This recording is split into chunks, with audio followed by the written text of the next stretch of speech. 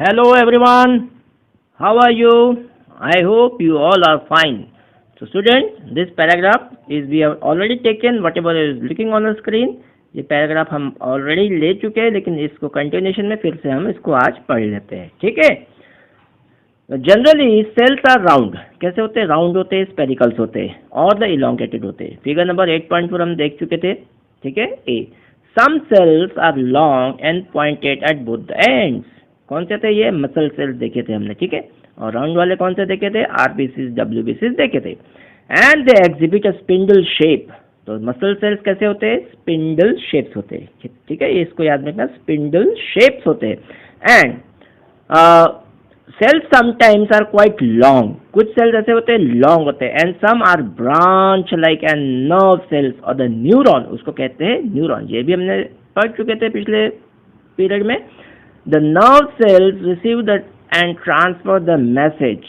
क्या होता है इसका? ये इसका फंक्शन क्या है? Receive the message and transfer the message.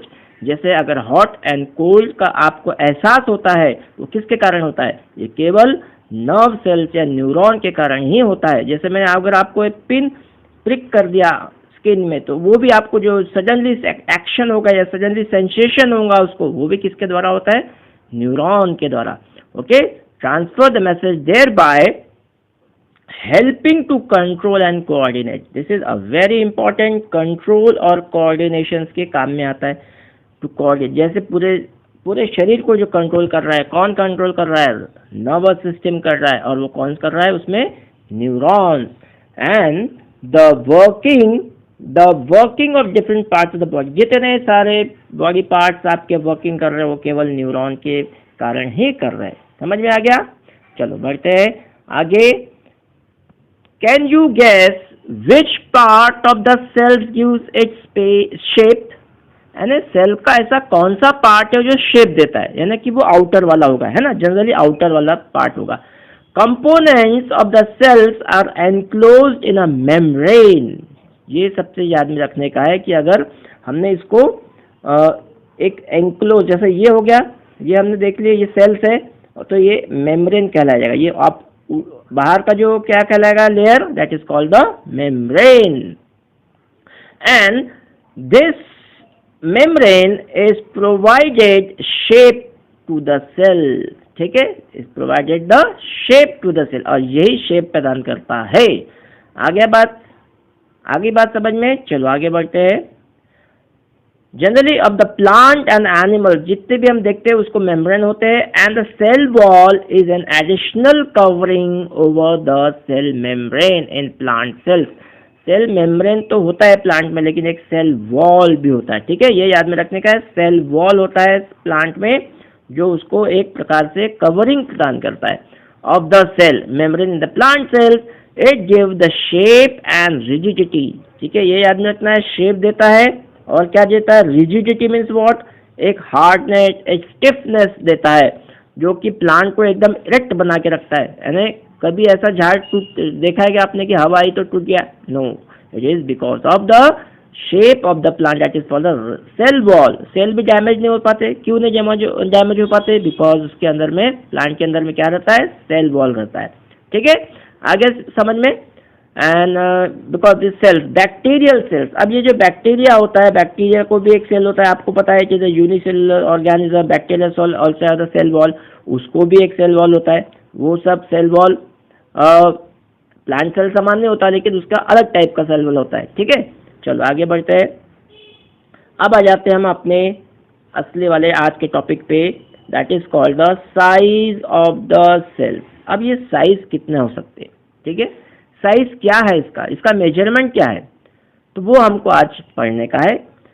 Now the size of the cells in a living organisms may be as small as a millionth of a metre, that is called a micrometre और the micron. इसको याद में रखने का, micrometer और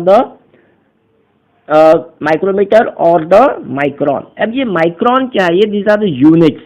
ठीक है. These are the units. और they may be as large as a few centimetres. यानी कितना बड़ा हो सकता है? लार्ज सेंटीमीटर से भी हो सकता है, और उससे सबसे छोटा जो माइक्रॉन एक यूनिट होता है सबसे छोटा जिसको हम बोलते हैं माइक्रोन, भी हो सकता है। However most of the cells are microscopic in size. आपको पता है ऑल द सेल्स कैसे माइक्रोस्कोपिक है, बहुत ही you can not see with your eyes in size and are not visible to the unaided eyes. ये याद रखना, अनएडेड आईज मतलब जो आपकी रंगी आंखों से आप उसको देख ही नहीं पाते, कुछ सेल्स ऐसे होते हैं, ठीक है। They need to be enlarged और मैग्नीफाइड बाय द माइक्रोस्कोप, ठीक है। माइक्रोस्कोप के अलावा आप इसको देख ही नहीं पाते। द स्मॉलेस्ट सेल इज, अगर आप एक हिसाब से ले लेते हैं कि कौन सा सेल स्मॉलेस्ट है, कितना हो सकता है उससे कम, तो 0.1 to 0.5 माइक्रोमीटर, इतना छोटा हो सकता है। That is in bacteria. तो ये इतना छोटा क्या होता है, बैक्टीरिया ही होता है। तो कभी भी अगर बैक्टीरिया का अगर हमने साइज देखे तो कितना होगा, 0.1 to the 0.5 micrometre. Understand this.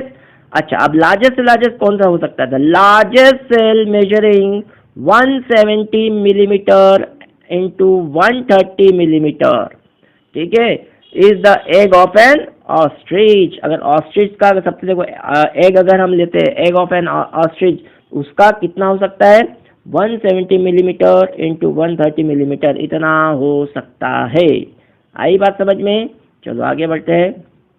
अब एक एक्टिविटी है आपके, एक्टिविटी नंबर 8.2, ये क्या कह रही है, इसको सुनते हैं, इसको पढ़ते हैं।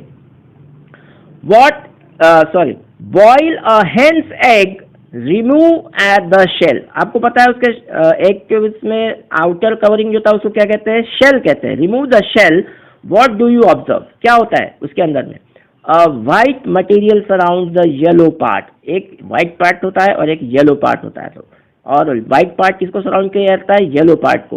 White material is called the albumin. ये व्हाइट मटेरियल जो भी रहता है उसको क्या बोलेंगे, एल्ब्यूमिन। अच्छा, and which solidifies on boiling. जब उसको एक को आप बॉइल कर लेते हो तो सॉलिडिफाइज हो जाता है, ठीक है, वो albumin. And the yellow part is the yolk, ठीक है, YOLK, that is called the yolk. Yellow part जो होता है वो यॉक कहलाता है, वो बहुत प्रोटीन उसके अंदर में रहता है। It is part of a single cell. अब अगर हम देखो तो ये पूरा अंडा ये क्या है, सिंगल सेल है। जैसे हमने ऑस्ट्रिच का सेल देखा सबसे बड़ा था, तो हेन का एग भी थोड़ा छोटा है उससे, लेकिन आप आँख से देख सकते हैं उससे। You can observe the single without any magnifying device. कोई माइक्रोस्कोपिक जरूरत नहीं होती, आप अपने आँख से देख सकते हैं। अभी हम देख लेते हैं एक डायग्राम कि हम कैसे क्या उसके अंदर में डायग्राम रहता है, ठीक है। तो चलो, ये हो गया, suppose this is the egg. आपका आप देखा होगा आपने, एग होता है, तो ये हो गया शेल ऊपर का, ठीक है, SHELL, शेल हो गया, जो हार्ड कवरिंग का हो गया। उसके अंदर में जो जो आपको एक पीला कलर का दिखता है, तो ये वाला तो हो गया एल्ब्यूमिन, हमने अभी पढ़ा एल्ब्यूमिन, ठीक है। और ये जो हो गया, ये हो गया यॉक, ठीक है। ये आपको समझ में आ गया कि अब एग कैसा होता है। ये outer covering is the called shell, ये बीच वाला जो व्हाइट इज कॉल्ड एल्ब्यूमिन, और ये yellow part is called the yolk. आगे बात समझ में। चलो आगे बढ़ते हैं। अब ये क्या कह रही है, पहली, are the cells in an elephant larger than the cells in a rat. क्या एलिफेंट के सेल्स बहुत लार्जर होते हैं रैट के सेल से? No, never.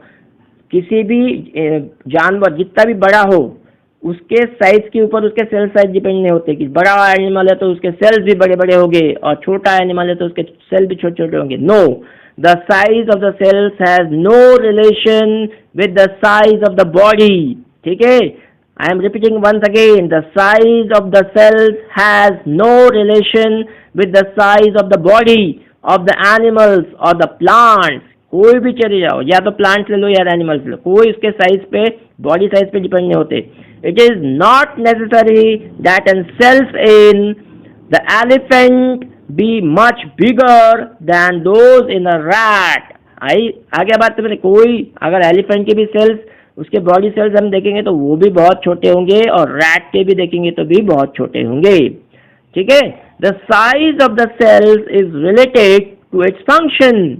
Size of the cell जो भी रिलेटेड किससे करता है, उसके फंक्शन से, वो कैसा फंक्शन कर रहा है। फॉर एग्जाम्पल, नर्व सेल्स की हम बात करते हैं, both in the elephant and the rat are along at the branch. उसमें भी वही नर्व सेल्स है, एलिफेंट में भी और रैट में भी है, लेकिन वो दोनों फंक्शन क्या कर रहे हैं, एक सेम फंक्शन है, they perform the same function, क्योंकि वो दोनों में ब्रांच है और दोनों का फंक्शन भी सेम है, and that transferring the messages, ठीक है, वो ट्रांसफरिंग द मैसेजेस। तो बच्चों आज इतना ही हम पढ़ लेते, बाकी हम दूसरे सेशन में लेंगे, ठीक है। मुझे लगता है अभी बहुत कुछ पूरा समझ में आ गया, the size of the cells कैसा होते हैं, ठीक है। Okay, thank you.